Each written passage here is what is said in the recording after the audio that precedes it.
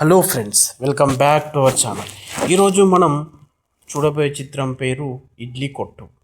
ఈ వారం థియేటర్స్లోకి వచ్చిన లేటెస్ట్ చిత్రాల్లో ధనుష్ హీరోగా తన దర్శకత్వంలోనే తెరకెక్కించిన చిత్రం ఇడ్లీ కొట్టు కూడా ఒకటి.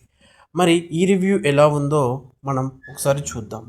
ఇక మనం ఈ కథ చూసుకున్నట్లయితే, ఓ చిన్న గ్రామం శంకరాపురం అనే ఊర్లో చిన్న ఇడ్లీ కొట్టుతో జీవితాన్ని ఆదాయం అంటే అస్వాదాయంలోనే బాగుంటుందని నమ్మే వ్యక్తి శివకేశవుడు. పైగా తన చేతి ఇడ్లీ రుచి అంటే చుట్టుపక్కల కూడా ఎంతో మంచి పేరు. అలాంటి వ్యక్తి కొడుకు మురళి గొప్ప కలలు కని జీవితంలో గొప్పగా ఎదగాలనుకుంటాడు.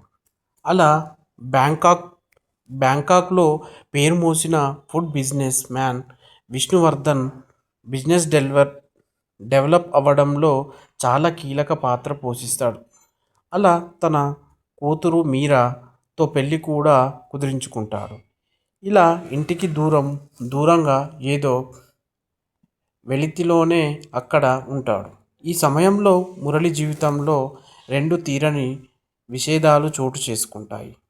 ఈ తన జీవితాన్ని మళ్ళీ తన ఊరికి వచ్చేలా చేస్తుంది.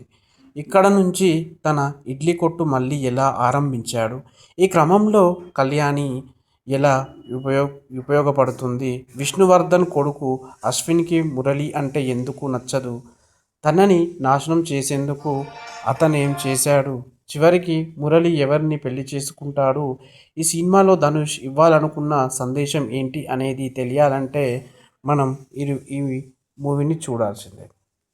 మొట్టమొదటిగా ఈ సినిమాకి ప్రధాన బలం ఒకే ఒకడు ధనుష్ అని చెప్పాలి.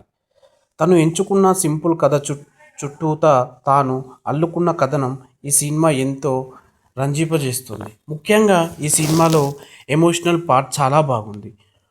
మొదటి సగంలో ధనుష్ డిజైన్ చేసుకున్న ప్రతి ఎపిసోడ్ వాటి తాలూకా భావోద్వేగాలు నేరుగా ఆడియన్స్ హృదయాన్ని హత్తుకునేలా ఉంటాయి.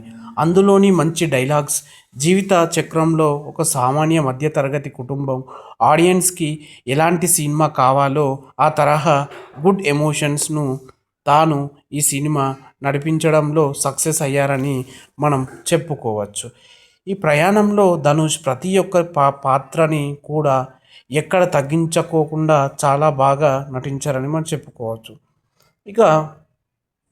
ఇక మొత్తంగా చూసినట్లయితే ఈ ఇడ్లీ కొట్టు స్లోగా ఉన్న ఒక డీసెంట్గా సాగే ఎమోషనల్ ఫ్యామిలీ డ్రామా అని చెప్పుకోవచ్చు.